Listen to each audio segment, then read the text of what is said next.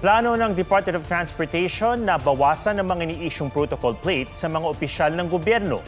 Kasunod yan ng pagpasok sa EDSA bus carousel ng isang luxury vehicle na may pekeng Protocol Plate 7 na pang-senador kahit bawat.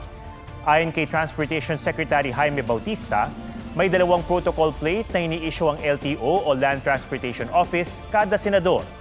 Sa investigasyon ng LTO, nakarehistro ang SUV sa kumpanyang Orient Pacific Corporation na pinamumuhunanan o pinamumunuan ni Kenneth Tan Gatchalian, kapatid ni Senator Win Gatchalian. Tumangging sumagot ang senador kung sa kapatid nga niya ang sasakyan, sabay sabing hayaan na lang sa LTO ang issue. Pero sa isang pahayag, sinabi niyang hindi niya kinukonsinti ang ginawang traffic violation ng kumpanya.